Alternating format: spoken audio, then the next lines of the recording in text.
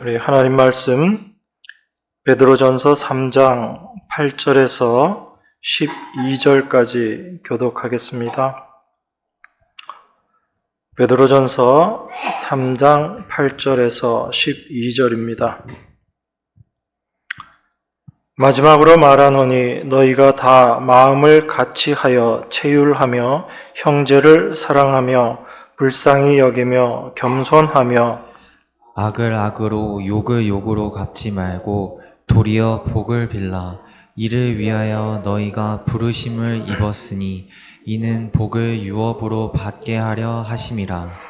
그러므로 생명을 사랑하고 좋은 날 보기를 원하는 자는 혀를 금하여 악한 말을 그치며 그 입술로 괴유를 말하지 말고 악에서 떠나 선을 행하고 화평을 구하여 이를 쫓으라. 같이 읽겠습니다. 주의 눈은 의인을 향하시고 그의 귀는 저의 간구에 기울이시되 주의 낯은 악행하는 자들을 행하시느니라 하였느니라. 아멘.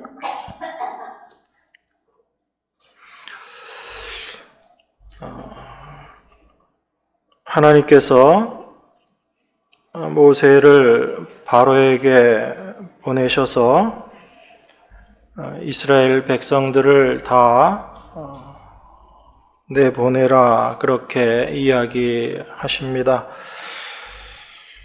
모세의 그 말을 들은 바로가 도무지 하나님의 말씀을 받아들이지를 않지요.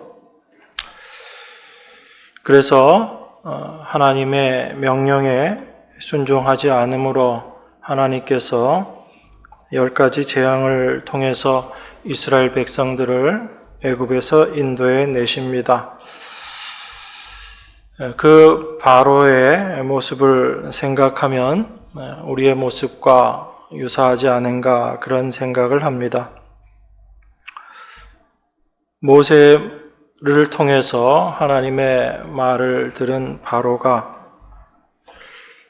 그 하나님의 말씀을 순종하지 않으려고 하지만 결국은 그 바로를 통해서 하나님이 어떤 분이신지를 드러내신 것입니다. 그래서 바로가 하나님이 어떤 분이신가를 드러내는 도구로 쓰여졌다라고 우리가 볼 수 있지요. 이처럼 하나님께서는 모든 일들을 통해서 우리의 뜻이나 우리의 생각이 아닌 오직 하나님의 뜻만이 이루어진다라는 것을 드러내시고 또한 그것을 드러내시는 도구로 하나님께서 당신의 백성들을 쓰신다라는 것을 우리가 기억할 필요가 있습니다. 제가 왜 이렇게 말씀을 드리는가 하면 오늘 본문과 같은 말씀을 대할 때마다 우리들에게 부담이 있습니다. 악을 악으로 욕을 욕으로 갚지 말고 도리어 복을 빌라 이런 말씀을 들으면 이것이 하나님의 말씀이기 때문에 우리가 지켜야지라고 생각은 하면서도 이 말씀이 쉽게 우리에게 다가오지 않고 그저 하나님의 말씀이니까 우리가 지켜야지 된다라는 이런 것으로 우리에게 다가오는 경우가 많습니다. 그래서 이런 말씀들이 오히려 우리에게 부담이 되고 심한 경우에는 이러한 말씀들에 대해서 거부감이 들기도 합니다. 그런데 또 한편으로는 이러한 하나님의 말씀들이 우리 안에 받아들여지고 우리가 그러한 삶을 살아야지 되겠다라는 그런 마음이 생기는 것을 우리가 생각해 보면 그 마음이 생겨지고 그러한 삶을 살려고 노력하고 애쓰는 것이 우리의 열심이 아니라 바로 하나님의 일하심의 결과이다라는 것을 우리가 또한 생각할 수 있는 것입니다. 우리 안에서는 이러한 하나님의 말씀들을 지키고자 하는 것이 없는데 하나님께서 우리에게 이 말씀들에 대한 마음을 받아들이게 하시고 그 말씀 앞으로 나아가게 하시는 것이다. 그렇게 생각할 수 있습니다. 우리 베드로서 1장 3절에 보면 찬송하리로다 이렇게 이야기하죠. 그런데 베드로는 하나님의 백성인 성도들을 이 땅에서 흩어져 있는 나그네다라고 그렇게 먼저 이야기합니다. 그런 나그네들에게 찬송하리로다라고 그렇게 시작하는 것, 이게 성도가 어떠한 자인가를 우리에게 이야기해 주는 거죠. 성도는 바로 흩어진 나그네처럼 이 세상을 살아가야지 되지만 그 어떤 어려움이나 고통 속에 있다 할지라도 찬송할 수밖에 없는 존재가 바로 성도요 하나님의 백성이다라는 것을 사도가 우리에게 먼저 이야기하고 있습니다. 그 이유는 바로 우리는 다 부활하신 주님 안에 있는 존재들이기 때문에 그렇다라는 것입니다.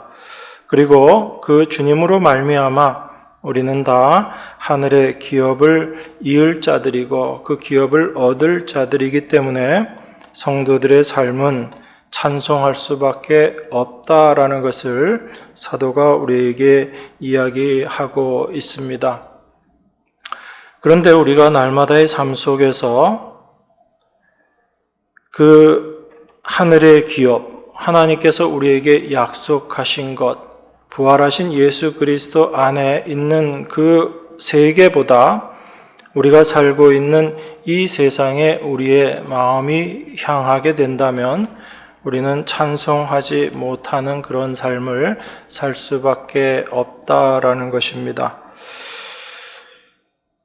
사도는 이 세상을 항상 떠나야 할 곳이다 그렇게 생각하고 우리가 그렇게 받아들이며 살기를 원했습니다. 그래서 이 땅을 나그네로 사는 것이다 라고 그렇게 이야기하고 있는 것입니다. 그런데 우리가 이 세상에 마음이 가 있고 이 세상을 위해서 우리가 살아가게 된다면 우리 삶 가운데 어려움이 오거나 고난이 닥칠 때 어떻게 하면 그 고난에서 벗어날 수 있을까만을 생각하게 됩니다. 그것이 우리의 마음이 세상에 가 있을 때의 모습입니다. 그런데 우리의 마음이 이 세상이 아닌 하나님께서 우리에게 허락하신 그 영원한 세상에 우리의 마음이 가 있게 된다면 우리에게 주어진 이 형편 속에서, 이 고난 속에서, 이 어려움 속에서 어떻게 살아가는 것이 하나님 백성다운 삶의 모습일까? 이것을 생각하게 되는 것입니다. 고난이 오고 어려움이 올 때 거기서 벗어나려고 하는 것이 목적이 아니라 하나님께서 허락하신 이 고난 속에서 내가 어떻게 살아가야지 되는 것인가? 이것을 먼저 생각하게 되는 것입니다. 그래서 단지 어려움에서 벗어나는 것이 문제가 아니라 그 고난을 통해서 성도의 모습이 무엇인지를 올바로 알아가는 것, 이것이 참으로 중요한 것입니다. 그래서 우리가 하나님의 백성으로서 이 세상을 살 때 분명히 알고 있어야지 되는 것이 있습니다. 그것이 바로 하나님께서 당신의 백성을 어떤 모습으로 인도하고 계시는가, 성도는 이 세상에서 어떤 삶의 방향성을 가지고 살아야지 되는가라는 것을 우리가 늘 기억해야지 됩니다. 그것을 생각하지 못하면 우리는 하늘의 것이 아닌 이 땅에 속한 것에 마음이 갈 수밖에 없고 이 세상에서 우리가 어떻게 살 것인가, 어떻게 하면 이 세상에서 잘 살 수 있을 것인가에 우리의 마음이 향하게 됩니다. 그런데 그런 마음이 우리가 하늘의 것을 기억하지 못하고 하나님께서 우리에게 기업으로 주신 것들을 생각하지 못하기 때문에 되어지는 모습이다라는 것을 우리가 분명히 알아야지 됩니다. 오늘 본문 8절 9절은 이렇게 이야기합니다. 마지막으로 말하노니 너희가 다 마음을 같이 하여 체휼하며 형제를 사랑하며 불쌍히 여기며 겸손하며 악을 악으로 욕을 욕으로 갚지 말고 도리어 복을 빌라. 이를 위하여 너희가 부르심을 입었으니 이는 복을 유업으로 받게 하려 하심이라. 그렇게 이야기합니다. 여러분, 이 말씀을 보면서 9절 후반부에 이렇게 이야기하죠. 이는 복을 유업으로 받게 하려 하심이라. 이렇게 말합니다. 그래서 우리들이 이 말씀을 보면서 이 모든 것들, 우리가 마음을 같이 하고 체휼하고 형제를 사랑하고 불쌍히 여기고 겸손해서 또한 악을 악으로 갚지 말아서 우리가 복을 받아야지 되겠다, 이렇게 생각할 수 있습니다. 그런데 이 본문의 말씀은 우리가 이렇게 행동해서 복을 받아야지 된다라는 것이 아닙니다. 만약에 이것이 우리가 복을 받아야지 될 수 있는, 우리가 복을 받을 수 있는 조건이다라고 그렇게 생각한다면 이 중에 누구도 복을 받을 수 있는 사람이 없죠. 누구를 불쌍히 여긴다라는 것도 우리가 생각하는 그런 불쌍히 여김의 정도가 아닙니다. 여러분, 불쌍히 여긴다는 게 어떤 마음이에요? 어떤 어려운 사람을 보면서 야, 저 사람 참 불쌍하다라고 생각하는 게 불쌍히 여기는 건가요? 성경이 이야기하는 불쌍히 여김, 그리고 정말 불쌍히 여김이라는 그 말씀의 의미는 우리가 어떤 대상에 대해서 불쌍히 여기게 된다면 그 불쌍한 자를 위해서 어떻게 해야 할 것인가를 생각하는 단계까지 나아가는 것이 불쌍한 것입니다. 그게 불쌍하게 여기는 거예요. 그냥 저 사람 참 안 됐다, 쯧쯧쯧 하며 이렇게 끝나는 것, 이건 불쌍히 여기는 게 아니거든요. 정말 내 마음 가운데 어떤 대상이 불쌍히 여겨진다면 내가 그 사람을 위해서 무엇을 할 수 있을까를 고민하게 되고 내가 할 수 있는 것을 하게 되는 것, 이게 불쌍히 여김이에요. 하나님께서 우리 인간의 죄악된 모습을 보시면서 그냥 불쌍히 여기시는 감정만 가지셨다면 우리는 여전히 죄 가운데 있을 수밖에 없습니다. 하나님은 그렇게 하시지 않으셨죠. 우리를 불쌍히 여기시고 그 불쌍한 위치에서 우리를 벗어나게 하시기 위해서 하나님께서 불쌍한 우리의 모습이 되셔서 이 땅에 오신 것입니다. 그게 불쌍히 여기심이거든요. 그러니까 우리가 형제자매를 불쌍히 여긴다라는 것은 그런 의미입니다. 마음을 같이 한다라는 것도 여러분, 언제 우리가 마음이 같아지던가요? 우리는 늘 저 사람과 나는 다른 것 같고 어떻게 하면 내가 더 나은 사람이 되어야지 될 것인가, 그것을 우리가 생각하지만 마음을 같이 해야지 된다. 우리가 공감은 하지만 어떻게 해야지 마음이 같아지는가, 이게 쉽지 않습니다. 8절에 이렇게 이야기하거든요. 마지막으로 말하노니 너희가 다 마음을 같이 하여, 이렇게 이야기합니다. 어떤 특정한 사람만 마음을 같이 하는 것도 아니고 우리 모두가 다 마음을 같이 해야지 된다라고 이야기합니다. 그 마음을 같이 한다라는 것이 또 체휼한다라는 그 말하고 이어지거든요. 잠시 뒤에 제가 설명을 드리겠지만 우리가 마음을 다 같이 한다라는 것, 그리고 이 하나님의 말씀들을 우리가 지켜서 우리가 복을 유업으로 받는 것이 아니다라는 것을 이 말씀들을 통해서 확인해야지 되는 거죠. 악을 악으로 욕을 욕으로 갚지 말고라는 이 말씀도 여러분, 이게 출애굽기 21장의 폭력에 대해서 나와 있는 그 법을 인용해서 이야기하고 있는 거잖아요. 거기에 보면 어떤 말씀이 있습니까? 눈은 눈으로, 이는 이로 갚아라라고 그렇게 이야기하죠. 그 말씀의 의미가 뭐죠? 너 당한 만큼만 갚아라라고 그렇게 이야기하고 있습니다. 눈을 다쳤으면 눈만, 이를 다쳤으면 이만, 이렇게 이야기합니다. 그 목적이 뭐예요? 하나님께서 왜 그런 법을 주셨어요? 우리 인간은 어떤 존재이기 때문에 이런 법을 주신 것 같아요? 우리 인간은 말로 받고 되로 주는 존재가 아니라 되로 받고 말로 주고 싶어 하는 게 우리 인간들이기 때문에 그렇습니다. 내가 조금 당했다라고 하면 우리는 그것 이상으로 갚아주기를 원하는 게 우리들의 본성이다라는 얘기입니다. 내가 조금 다쳐도 상대방에게는 그것보다 더 심하게 갚아주고 싶은 것, 이게 인간의 본성인 거예요. 그래서 그 인간의 죄된 본성을 알기 때문에 하나님께서 그런 법을 주신 거죠. 그 이상 넘어가지 마라라는 얘기입니다. 이건 단순히 똑같이 너가 그렇게 보복해라 그 차원의 말씀이 아니라 인간의 악함이 어떠한가 그것을 우리에게 보여주고 있는 말씀인 거죠. 그래서 악을 악으로 욕을 욕으로 갚지 말고라는 이 말씀도 우리가 도무지 지킬 수 없는 말씀들이거든요. 우리 인간의 본성이 그러하지 못하다라는 것입니다.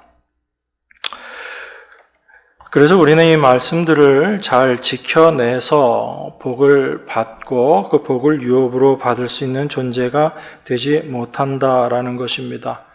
그럼 하나님께서 왜 이런 말씀을 주셨는가? 그것을 우리가 알아봐야지 되는 거죠.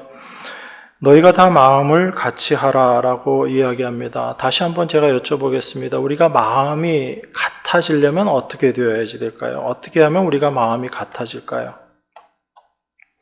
이건 단순히 여러분들이 다 한 마음이 되어야지 되니까 열심히 하나가 되기 위해서 마음을 같이 하기 위해서 노력하고 애써라 그런 말씀의 의미는 아니겠죠.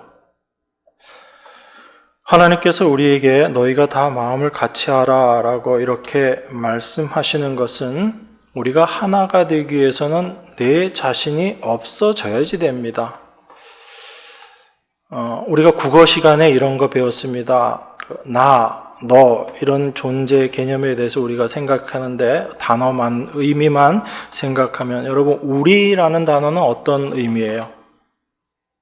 내가 있고 너가 있으면 이게 합쳐져서 우리라는 게 생겨집니다. 그렇죠? 이게 세상적으로 알고 있는 우리라는 개념이에요.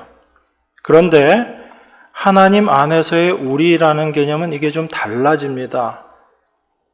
왜냐하면 내가 있고 상대방이 있어서 이 둘이 합해져서 단순히 우리가 되는 게 아니라 내가 있고 상대방이 있는데 나라는 존재가 없어짐과 같은 위치가 되고 상대방도 없어짐과 같은 위치가 되었을 때 하나라는 모습으로 되어지는 게 우리라는 개념이에요.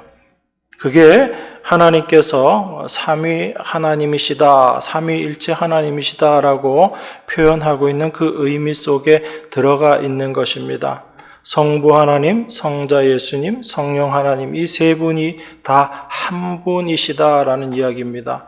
각자의 분명한 인격이 있으시지만 자기의 위치를 고집하지 아니하시고 하나로 함께 일하시는 분, 이게 성경이 이야기하는 하나됨의 의미거든요. 그런데 우리는 어떤 의미에서 하나됨을 생각하냐면 여전히 내가 있고 나라는 존재가 있는 상태에서 하나됨을 생각하기 때문에 이게 하나가 안 되는 거예요. 늘 나라는 게 남아있기 때문에 하나가 되지 않습니다. 그러면 하나님께서 너희가 다 마음을 같이 해라. 이 마음이 같이 되는 것, 이게 하나가 되는 것인데 그 마음을 같이 하게 하시기 위해서 어떻게 하시냐면 우리를 낮추시는 거예요. 내가 높아진 위치에서는 하나가 되지 않습니다. 여전히 나와 다른 사람들을 비교하고 판단하게 되거든요. 그래서 하나님께서는 우리를 낮추시는 작업을 하시는 것입니다. 그렇게 낮아진 마음이 우리가 하나 되는 마음이에요. 이걸 예수님께서 복음서에서 한 가지 예를 통해서 우리에게 보여주셨죠. 마음이 낮아진다라는 것이 얼마나 큰 기적인지를 예수님께서 이방인 여인을 통해서 말씀하신 것이 있습니다. 예수님께서 제자들과 함께 길을 가실 때 그 귀신 들린 딸을 둔 이방 여자가 예수님께 부르짖죠. 예수님, 나를 불쌍히 여겨 주십시오라고 그렇게 이야기합니다. 그렇게 부르짖는 그 여인을 향해서 예수님께서 뭐라고 말씀하세요? 자녀에게 줄 떡 개에게 주지 않는다라고 예수님께서 그렇게 말씀하십니다. 물론 이 말씀에 영적인 의미들이 있지만 참으로 그 여인에게는 받아들이기 쉽지 않은, 또 우리가 생각했던 그 예수님의 입에서 나오는 말씀이다라고 받아들이기 쉽지 않은 말씀을 예수님께서 하시는 거죠. 그때 그 여인이 뭐라고 이야기하지요? 옳소이다, 그렇게 이야기합니다. 주님, 당신의 말씀이 옳습니다. 그런데 그 개들도 주인의 상에서 떨어지는 것, 그 부스러기 먹지 않습니까? 라고 그렇게 이야기합니다. 이방인을 구원하실 하나님의 계획을 말씀하고 계시면서 또한 우리 인간이 어떠한 위치로 낮아지게 되는가를 같이 설명하고 있는 말씀이죠. 이 여인을 향해서 예수님은 내 믿음이 크다라고 그렇게 이야기합니다. 유대인들에게도 믿음에 대해서 칭찬하신 적이 없었던 예수님인데 유독 이방인들에 대해서 예수님께서 믿음에 대해서 칭찬하는 모습들을 성경에 여러 군데에서 볼 수 있습니다. 내 믿음이 크다라고 말씀하신 이 말씀의 의미를 우리가 분명히 알아야지 됩니다. 믿음이라는 것은 내가 높아져 있는 위치에서는 절대 드러나지 않는 것이고 알 수 없는 것, 이것이 믿음이다라는 것입니다. 이 이방 여인이 믿음이 크다라고 인정받는 것은 그 여인의 잘남이 아니라 하나님께서 믿음이 무엇인지를 이 여인을 통해서 우리에게 보여주고 계신 것입니다. 만약에 이 여인이 자기 딸, 사랑하는 딸이 귀신 들린 그 일이 없었다면 주님 앞에 이렇게 간절한 마음으로 나와서 나를 불쌍히 여기소서라는 이 외침을 하지 못했을 것입니다. 사랑하는 딸의 고통이 이 여인에게는 자기 자신이 아무것도 할 수 없는, 그 딸을 위해서 도무지 할 수 없는 존재임을 알게 하고 예수님께 매달릴 수밖에 없는 그 환경으로 인도해 간 것입니다. 그 위치에서 이 여인은 예수님 앞에 당신이 아니면 내 딸이 도무지 구원받을 수 없습니다.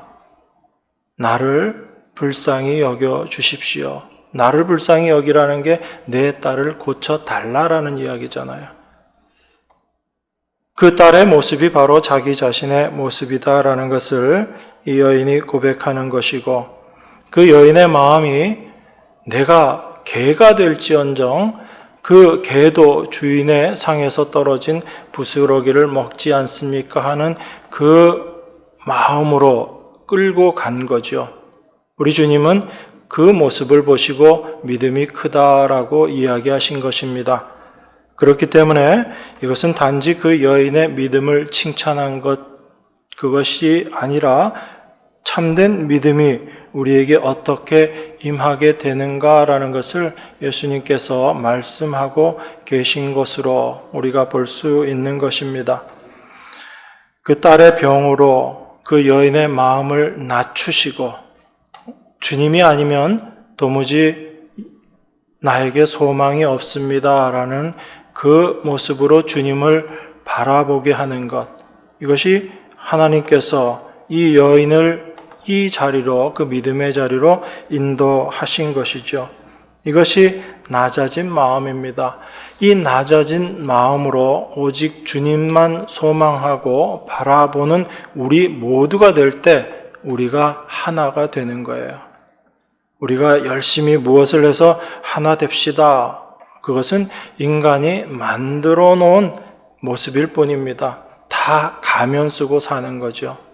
겉으로는 웃으면서 속으로는 여전히 다른 모습으로 살아가면서도 그저 가면 하나 쓰고 우리는 하나 되었습니다 라고 이야기하는 것. 이게 세상이 이야기하는 하나됨의 모습이거든요. 그래서 하나 되기 위해서 이것도 해야지 되고 저것도 해야지 되고 그런 하나됨은 성경에 없습니다. 우리가 그리스도 안에서 우리가 어떤 존재인지를 분명히 알게 되고 우리 안에 참된 소망이 그리스도밖에 없음을 알게 될 때 그 주님을 바라보고 주님을 소망하는 그 위치에서 우리는 하나인 것이에요. 주님은 이미 우리를 그리스도 안에서 하나 되게 하셨습니다. 역시 하나님께서 이루어 놓으신 일이거든요.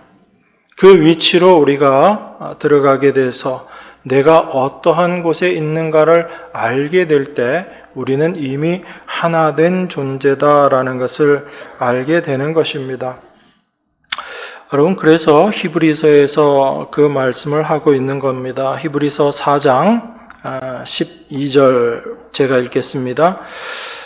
하나님의 말씀은 살았고 운동력이 있어 좌우의 날선 어떤 검보다도 예리하여 혼과 영과 및 관절과 골수를 찔러 쪼개기까지 하며 또 마음의 생각과 뜻을 감찰하나니 지으신 것이 하나라도 그 앞에 나타나지 않음이 없고 오직 만물이 우리를 상관하시는 자의 눈앞에 벌거벗은 것 같이 드러나느니라. 이렇게 이야기합니다.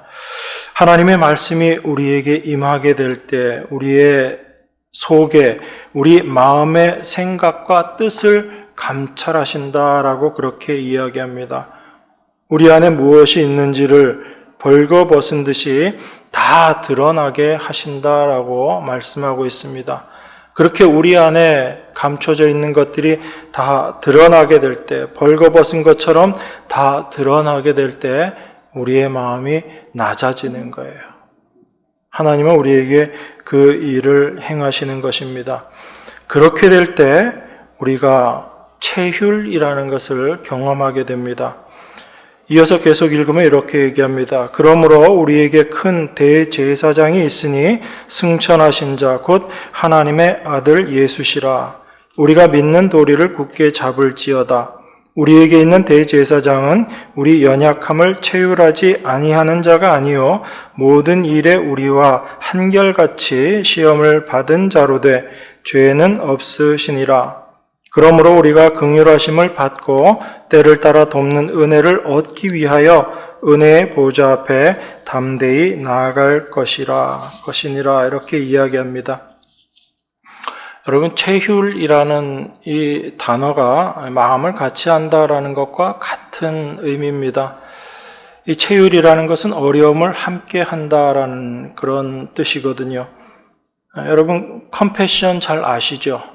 우리 교우분들 중에는 어린아이들 양육하는 그 사역에 동참하고 계시는 분들이 많은데 그 이름이 컴패션이죠. 이 컴패션이라는 뜻이 체휼한다라는 그런 의미를 갖고 있습니다. 이 컴패션이라는 단어를 좀 나눠보면 이게 컴이라는 것과 패션이라는 단어로 합쳐져 있는 단어거든요. 근데 패션이라는 단어가 어떤 단어냐면 예전에 나왔던 영화 기억하실 겁니다. 패션 오브 크라이스트 기억나시죠? 이 영화의 제목을 한국말로 하면은 그리스도의 고난이라는 그런 뜻입니다. 그래서 come이라는 게 함께라는 의미거든요. 제 영어 시간도 아닌데 영어를 잘 아는 사람도 아닌데 여러분 불편하게 해드려서 죄송합니다. 이 compassion, 체휼한다라는 이 말씀은 고통을 함께 나눈다라는 의미예요. 그게 체휼이라는 얘기입니다. 이걸 단순하게 얘기하면 동정한다라는 그런 뜻입니다. 여러분, 동정한다라는 게 어떤 거예요? 그냥 아이고 불쌍하다 이게 아니다라고 말씀드렸죠. 그 고통, 그 고난을 불쌍히 여기는 것으로 끝나는 것이 아니라 그것을 해결하기 위해서 내가 적극적으로 행하는 것까지 포함되어 있는 것, 이게 동정, 불쌍히 여김, 체휼의 의미인 겁니다. 그래서 우리 주님이 어떤 분이세요? 우리에게 있는 대제사장은 우리 연약함을 체휼하지 아니하는 자가 아니요. 우리 주님은 그냥 우리를 불쌍히 여기시는 분이 아니다라는 얘기입니다. 우리의 연약함을 동일한 모습으로, 동일한 마음으로 같이 느끼시고 그 모습이 되신 거예요. 연약한 우리가 되신 것입니다. 그래서 체휼이라고 말하는 거예요. 주님이 우리가 되셔서 우리의 연약함을 다 경험하시고 그리고 우리를 그 죄와 사망에서 구속하여 주신 것, 이게 주님의 체휼인 거예요. 그 주님의 동정하심, 그 주님이 우리의 고통을 동일하게 경험하시고 동일하게 인정하신 그 모습이 바로 우리의 구원이 된 것입니다. 우리의 구속이 된 것이에요. 이것이 우리 주님께서 하신 일인 것입니다. 그렇기 때문에 낮아진다라는 것, 이것이 우리로 하여금 그 주님의 마음을 경험하게 하고 그 은혜 앞에서 동일한 모습으로 하나가 되게 하는 것입니다. 그러니까 우리가 다 마음을 같이 하고 하나가 되는 것, 이건 우리의 열심이 아니라 우리 주님의 일하심으로 말미암아 우리 안에 완성되는, 또한 이미 완성된 모습이다라는 것을 우리가 확인할 수 있는 것입니다. 그래서 우리 지난번에 살펴봤었던 베드로전서 2장 23절에 보면 이런 말씀을 하시는 거예요. 욕을 받으시되 대신 욕하지 아니하시고 고난을 받으시되 위협하지 아니하시고 오직 공의로 심판하시는 자에게 부탁하시며 친히 나무에 달려 그 몸으로 우리 죄를 담당하셨으니 이는 우리로 죄에 대하여 죽고 의에 대하여 살게 하려 하심이라. 저가 채찍에 맞음으로 너희는 나음을 얻었나니 라고 이렇게 이야기합니다. 예수님께서 우리를 불쌍히 여기시고 우리의 연약함을 아시고 그 연약함을 체휼하신 거죠. 그것이 바로 우리에게 구원이 된 것이다. 이것을 성경이 이야기하고 있는 것입니다. 그러니까 여러분과 저는 이러한 주님의 은혜를 입은 사람들인 거예요. 그래서 그 은혜를 입은 자들이기 때문에, 그 은혜를 아는 자들이기 때문에 우리는 주님으로 말미암은 그 은혜의 모습을 증거할 수 있는 자들인 것입니다. 이 은혜를 알지 못하면 우리는 주님의 은혜를 증거할 수 있는 자로 살지 못하는 겁니다. 여러분, 성령이 왜 우리와 함께 하시나요? 여러분들에게 어떤 능력이 되어서 신비한 것들을 경험하게 하고 대단한 일을 하게끔 하시기 위해서 성령이 우리 안에 와 계시는 것이 아닙니다. 성령은 우리 안에서 우리 자신의 힘으로는 도무지 이 하나님의 말씀을 지킬 수도 없고 우리 힘으로는 어떠한 선도 이루어낼 수 없다라는 것을 깨닫게 하시고 이 모든 일을 이루신 예수 그리스도만 바라보게 하시기 위해서 성령이 우리 안에 와 계신 거예요. 그 성령으로 말미암아 우리의 삶 가운데 이러한 열매들의 모습들이 나타나게 될 때, 예수 그리스도를 증거하는 그 은혜의 모습들이 나타나게 될 때, 이것이 나의 실천이 아니고 나의 열심이 아니라 바로 성령님의 역사로 말미암은 것, 하나님의 일하심으로 말미암아 된 것이다라는 것을 올바로 깨닫게 하시는 것, 그것이 성령께서 우리 안에 행하시는 일이다라는 것입니다. 그래서 하나님의 영이 있는 자들이 하나님의 일하심을 올바로 깨닫게 되는 것이고 그 하나님의 일하심을 통해서 내 자신의 모습을 분명하게 올바르게 바라볼 수 있게 되는 것입니다. 그렇게 될 때 내 자랑이 없어지는 거예요. 다만 나에게 함께 하신 하나님의 은혜가 감사할 뿐인 것입니다. 사도는 우리를 이를 위하여 너희가 부르심을 입었다라고 이야기합니다. 이를 위하여 너희가 부르심을 입었다. 우리가 이러한 실천을 열심히 하게끔 하기 위해서 부르심을 입었다라는 것이 아니라 바로 이렇게 그리스도께서 일하심을 드러내는 그 도구로 너희가 부르심을 입었다라는 것입니다. 그것이 성경이 이야기하고 있는 자들이에요. 그들에게, 그 부르심을 입은 자들에게 하나님의 복을 유업으로 받게 하시겠다라고 그렇게 이야기하는 것입니다. 여러분 시편 1편에 보면 여러분 좋아하시는 구절이 있죠. 시편 1편 1절 2절 어떻게 이야기하죠? 다 암송하고 계시죠? 같이 한번 읽어보겠습니다. 복 있는 사람은 악인의 꾀를 쫓지 아니하며 죄인의 길에 서지 아니하며 오만한 자의 자리에 앉지 아니하고 오직 여호와의 율법을 즐거워하며 그 율법을 주야로 묵상하는 자로다. 여러분 이 말씀을 오해해버리면 내가 복 있는 사람이 되기 위해서 악인의 꾀를 쫓지 않아야지 되고 죄인의 길에 서지 않아야지 되고 여호와의 율법을 즐거워하고 그 율법을 주야로 묵상해야지 된다. 이렇게 생각하기 쉽습니다. 근데 성경은 그렇게 얘기하지 않거든요. 복 있는 사람은 이렇게 이야기합니다. 너희가 복 받기 위해서 이것이 아니라 복 있는 사람은 하나님의 은혜를 받은 사람은 하나님의 자녀는 하나님의 백성은 하나님을 올바로 아는 자들은 어떤 모습으로 나타난다는 얘기예요? 악인의 꾀를 쫓지 않게 된다라는 것입니다. 하나님의 은혜가 무엇인지를 알았기 때문에 그 악인의 마지막이 어떠한지를 알기 때문에 또한 무엇이 악인지를 알기 때문에 그 악인의 꾀를 쫓지 아니하는 겁니다. 그래서 그들은 오만해지지 않게 되는 거예요.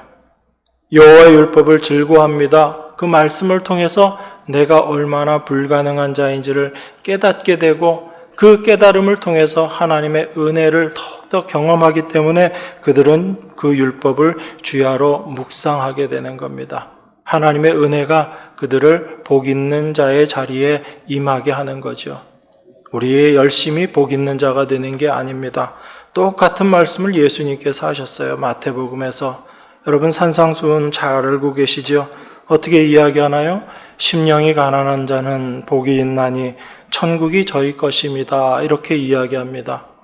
우리가 심령이 가난해지면 복을 받게 되고 천국을 우리가 소유하게 된다. 이 말씀이 아닌 거예요. 이 말씀의 구조가 시편에 나와 있는 그 말씀과 동일한 구조입니다. 심령이 가난한 자는 복이 있나니 천국이 저희 것이며는 우리가 심령이 가난해지면 복이 있는 자가 되는 것이고 천국이 우리 것이 된다. 이 얘기가 아니라 너희가 복 있는 자이기 때문에 복 있는 자는 그 마음이 그 심령이 가난하게 될 것인데 그 심령이 가난한 자들에게 천국이 진정 그들의 것이 될 것이다 라는 말씀이에요. 그래서 주님의 말씀은 동일한 것입니다. 우리가 무엇을 해서 복 있는 자가 되는 것이 아니라 복 있는 자가 되었을 때 그 복 있는 자로서의 삶을 살아가게 된다라는 것입니다.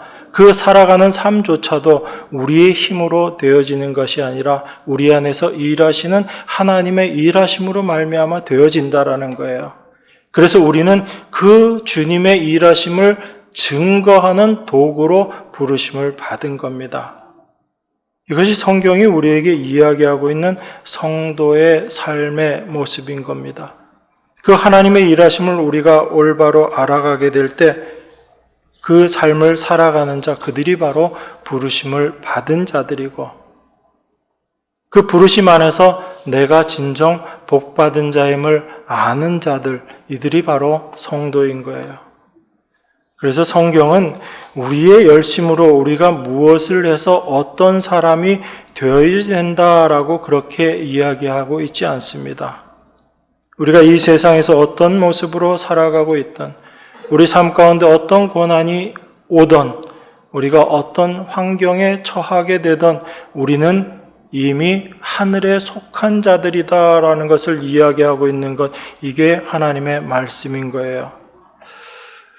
그래서 하나님의 은혜를 받은 하나님의 백성들은 이 세상을 살되 다른 세상을 사는 자로 살 수 있게 되는 겁니다. 육신은 이 땅에 속해서 살고 있지만 우리의 삶의 실제는 이 땅이 아닌 영원한 하늘의 백성으로 살아가게 되는 겁니다. 이게 하나님 백성들의 모습인 거예요. 그래서 내 욕망을 위해서 살아가는 이 세상이 아니라 주님의 뜻이 이루어진 것, 또한 주님의 뜻이 이루어질 것임을 증거하는 것, 그 세계를 살아가는 자들이 바로 하나님의 백성인 여러분과 저의 삶의 모습인 것입니다. 그래서 성도의 삶에는 나의 유익을 구하는 삶이 없는 거예요.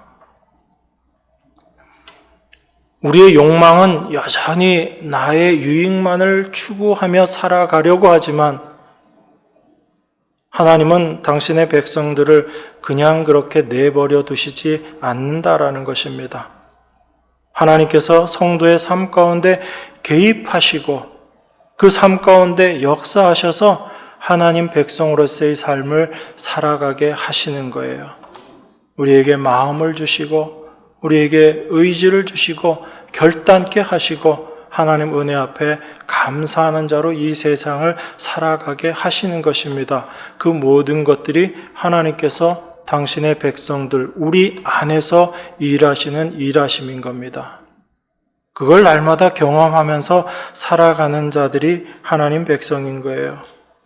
그래서 10절, 11절에서 이렇게 이야기하는 것입니다. 그러므로 생명을 사랑하고 좋은 날 보기를 원하는 자는 혀를 금하여 악한 말을 그치며 그 입술로 괴유를 말하지 말고 악에서 떠나 선을 행하고 화평을 구하여 이를 쫓으라. 이렇게 이야기합니다.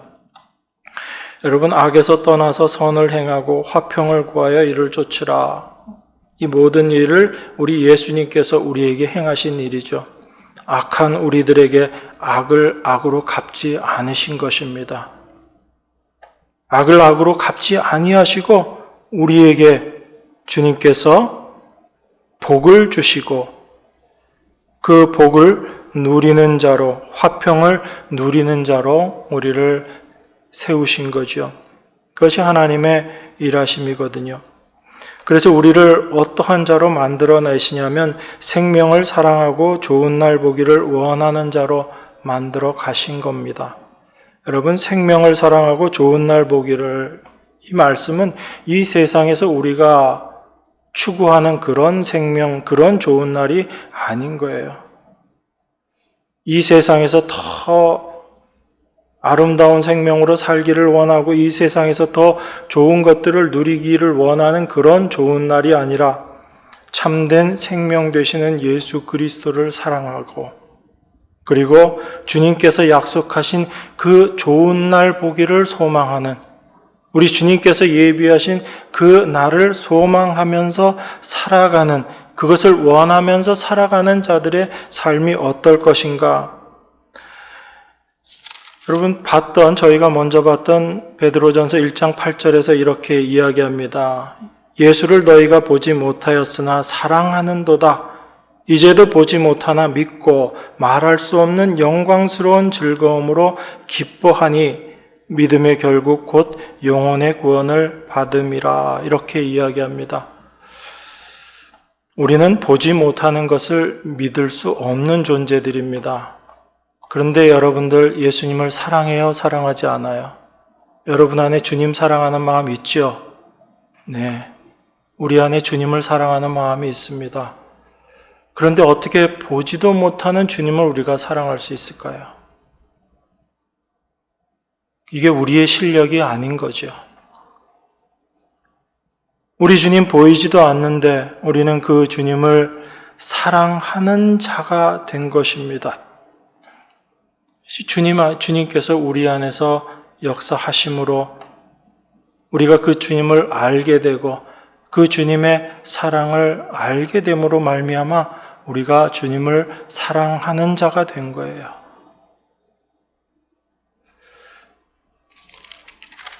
그렇게 주님의 사랑을 알게 된 자들이 이 세상을 살아가면서 혀를 금할 수밖에 없고 악한 말을 그치게 되고 괴유를 말하지 않게 되는 것입니다.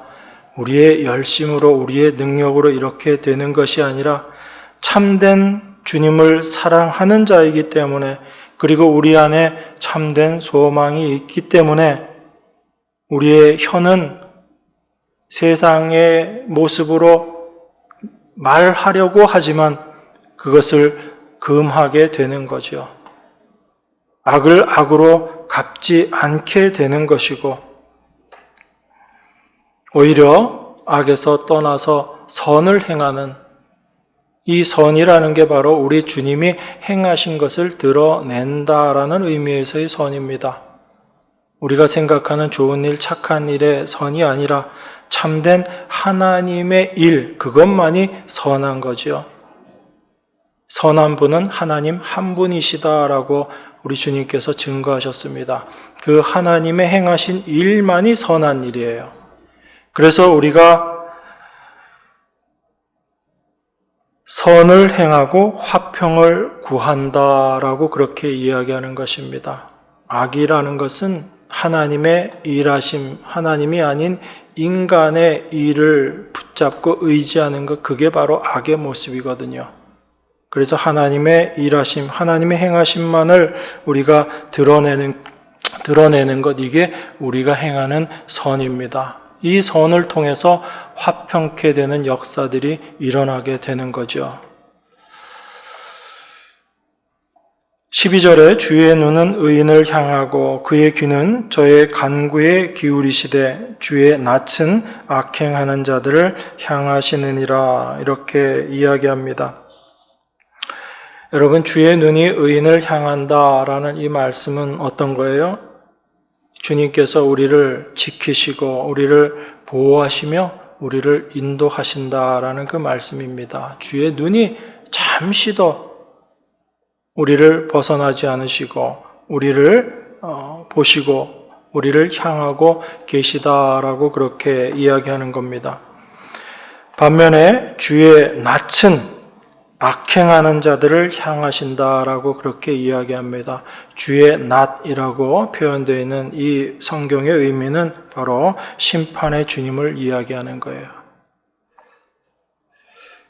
악행하는 자, 하나님의 일하심이 아닌 인간의 일함으로 무언가를 이루려고 하는 자들이 바로 악행하는 자들이거든요. 하나님의 일하심을 부인하는 자들인 것입니다. 그들은 자기의 행한 대로 보응받을 거예요. 그게 성경이 이야기하는 행함의 의미입니다. 나쁜 일, 악한 일 행해서 보응을 받는다가 아니라 인간의 열심으로, 인간의 노력으로, 인간의 일한 것을 가치 삼고 살아가는 자들, 그들은 그 행한 대로 보응받을 거예요. 그것이 바로 심판의 모습이고 주의 낯 앞에서 심판받을 수밖에 없는 그 모습으로 드러나게 되는 것입니다. 그런데 하나님의 백성은 하나님의 눈이 우리를 향하시고 하나님의 뜻으로, 하나님의 은혜로 우리를 인도해 가시는 거예요. 그래서 참된 하나님만 드러내는 그 선한 일의 열심인 자로 우리를 만들어 가신다라는 것입니다. 우리는 이러한 자로 부르심을 받은 거예요. 이게 하나님께서 우리를 부르신 목적인 것입니다. 그래서 사도는 이 세상을 나그네로 살아가고 있는 하나님의 백성들에게, 나그네 정신을 가지고 이 세상을 살아가고 있는 하나님의 백성들에게 그들의 삶, 우리들의 삶을 통해서 어떤 열매들이 맺어지게 될 것인가를 우리에게 지금 말씀해 주고 있는 것입니다. 그런데 우리가 이 하나님의 세계, 하나님의 인도하심을 알지 못하면 우리의 눈과 우리의 마음은 이 세상을 향할 수밖에 없어요. 이 세상에서 내가 무엇을 더 누려야지 되고, 이 세상에서 내가 무엇을 더 해야지 되고, 내가 이 세상의 것을 하나라도 더 얻어야지 된다라고 생각하는 이 세상에 터 받고 살아가는 자가 되는 겁니다. 하나님은 당신의 백성들을 그렇게 내버려 두시지 않는 거예요. 그 모습에서 뽑아내시고 우리를 이 세상에서 나그네 정신을 가진 자로 이 세상을 살아가게 하시는 것입니다. 그리스도를 사랑하는 자로, 영원한 하늘의 기업을 소망하는 자로, 또한 그것을 이 땅에서 누리는 자로 하나님께서 우리를 인도해 가시는 것입니다. 이 하나님의 은혜, 하나님의 일하심을 알게 될 때, 그 주님의 은혜를 알게 될 때 나는 하늘에 속한 다른 세상을 살아가는 존재이구나라는 것을 알게 되고 그 하늘에 속한 것을 이 세상에 증거하는 자로 내가 부르심을 받았다라는 것을 고백하며 하늘의 것으로 감사하고 기뻐하는 자로 참된 하나님의 백성으로 이 세상을 살아가게 되는 것입니다. 이것을 날마다 더 깊이 알아가는 자들이 하나님의 백성입니다. 이것을 위해서 우리가 부르심을 받았습니다. 이 부르심의 은혜가 날마다 여러분들에게 참된 기쁨으로 다가오시기를 원합니다. 기도하겠습니다. 우리를 향하신 하나님의 은혜를 감사드립니다. 도무지 우리의 힘과 능력으로는 살아갈 수 없는 그 삶을 살게 하시고 하나님으로 말미암은 그 열매들이 드러나게 하심으로 하나님을 증거하는 자로 이 땅을 살아가게 하시니 감사합니다. 우리 눈에 보이는 것들에 우리의 마음이 빼앗기지 않게 하시고 우리의 환경으로 우리의 마음들이 녹아지지 않게 하시고 오직 주를 사랑함으로 그 사랑 가운데 거함으로 영원한 하늘의 기업을 소망 삼고 살아가는 저희 모두가 될 수 있도록 하나님 인도하여 주시옵소서. 주께서 말씀하셨사오니 말씀대로 이루어질 줄 믿습니다. 귀하신 우리 주 예수 그리스도 이름으로 기도드리옵나이다. 아멘.